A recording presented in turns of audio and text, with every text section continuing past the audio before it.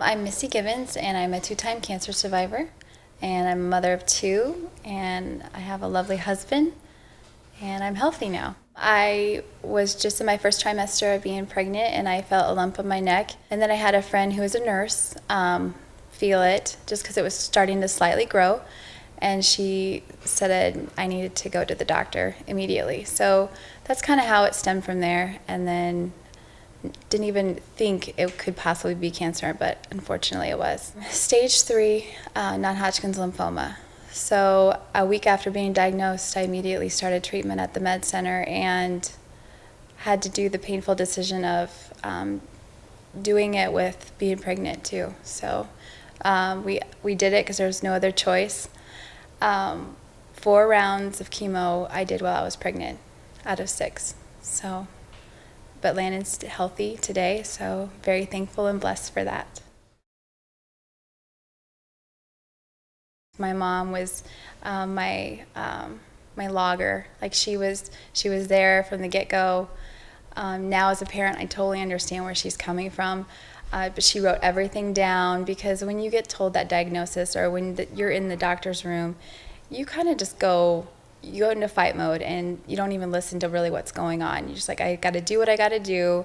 But my mom would always write down everything the doctor said. So because once you leave the doctor's office, you're like, oh, well, why didn't I ask that question? And what did they say? So that was a great support system right there. To always have somebody there, parents, friends, husband, just somebody to always, or even a recorder, just somebody there to write it down. So you can reference it later and be like, that's what the doctor did say. I remember there was 2 small little boys. I don't know their names, but they had their IV poles and they were just rocking around the whole place and it didn't even faze them. And I just kept thinking, at least I got to go to prom, at least I got to grow up. And if they can fight, I can fight too. So they were my inspiration, the 2 little boys in the cancer ward. He was at every chemo treatment, and he struggled too. He's not as, as sensitive and compassionate as maybe some people are, but he does it in his own way. So he's the positive one, like, okay, we're doing this today, and we're doing this today, and he had his own troubles too, and I think he was scared but wasn't letting it on, just like I was scared. And sometimes I just needed to cry and he would hold me, and that was all I needed.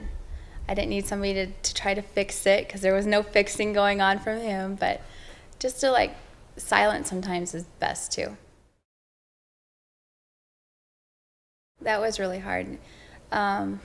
Losing your hair was, for a woman, one of the hardest things. And once it started coming out, of course, I'm a hairstylist and I had the tools. I just did it in the comfort of my own home, and I G.I. Janed it. I just buzzed my hair off.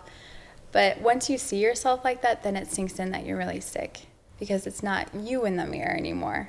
But inside, it's the same person. But that's what's so ugly about it. One of the many ugly things about cancer. I remember when the first time I wore my wig, I thought everybody knew it was a wig. And I went to the grocery store and I was so self-conscious, but I got so many compliments on a new hairstyle when I went to the grocery store. So I was more self-conscious than really what was out there.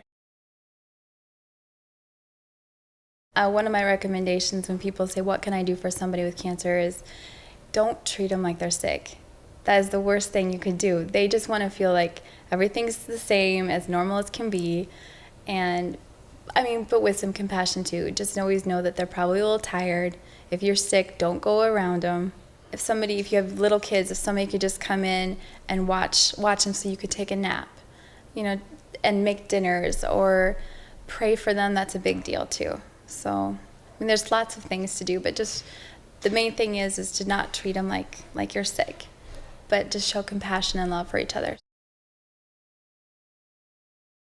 When I do help out with the Lymphoma Foundation and guest speaking, it makes what you went through more understandable. Like, I went through it to help somebody else out. And I just believe that's God working in you too. Like, you help other people get through it as best they can. A lot of them always just say, how did you do it? And I think you just get this amazing strength, even though you don't feel it at the time, but you have to just keep going. So that's when everybody asks me, how did you do it? You just go, you just do it. Like having a baby, you just do it. So there's no other option.